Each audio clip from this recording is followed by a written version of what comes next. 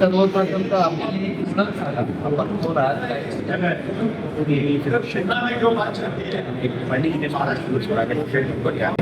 ज्याच्या अंतर्गत आपण तरुणांना करिअर मार्गदर्शन करतो, लोकांना नोकऱ्या देतो आणि व्यवसाय मार्गदर्शन करतो. अशी आपली कंपनी आहे. गेल्या 6 वर्षात आपण 883 लोकांना नोकऱ्या दिल्या आणि विविध ठिकाणी माझे करिअर गायडन्स आणि पालकांना मार्गदर्शन असे विविध आज आपण या वर्कफोर्सच्या बैठकीमध्ये आला आहोत. या बैठकीमध्ये उमेद पोर्टल संदर्भामध्ये उमेद पोर्टल सुरू करण्यात आलेलं आहे. त्या पोर्टल संदर्भात आपण आमच्या माध्यमातून काय माहिती द्या. उमेद पोर्टल हे चांगलं ऑनलाईन पोर्टल सुरू केलेलं आहे. सर्वांनी त्याचं आज उद्घाटन झालं आणि एक लोकांना आपल्या ज्या समाजाच्या मालमत्ता आहेत, प्रॉपर्टीज आहेत, त्या वक्फमध्ये कशा नोंदी करायच्या याच्या भरपूर अडचणी असतात.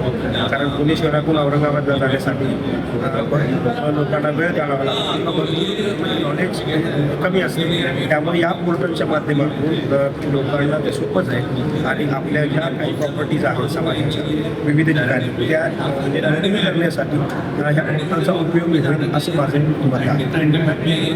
वर्कफोर्सच्या प्रॉपर्टीमध्ये बरंच झालेलं आहे. आपण विविध माध्यमातून बातमी ऐकलेलं आहे, पण आपल्याला ऐकायला मिळतं.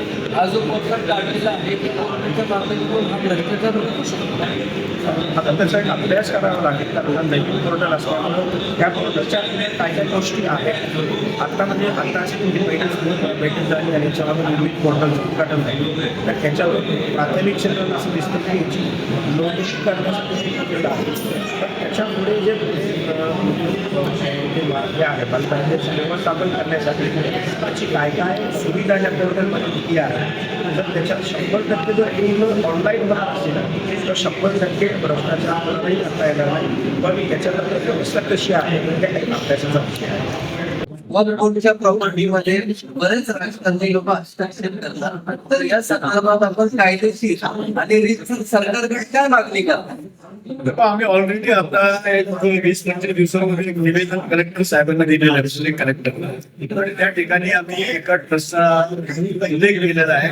अनेक जागा आहे, बिल्डर लॉबी आणि वक्फ माफिया हे मिळून त्या ठिकाणी चुकीचं काम करत आहे. बेकायदेशीर आणि दस्तावेज म्हणून काही काम करत आहे आणि या सगळ्यांची नोंद जी आहे ही कलेक्टर कार्यालयाकडून योग्य त्या अथॉरिटीकडे आणि योग्य त्या संबंधितांकडे गेलेली आहे आणि त्याच्याबद्दल चौकशी चालू आहे अशी आमची माहिती आहे.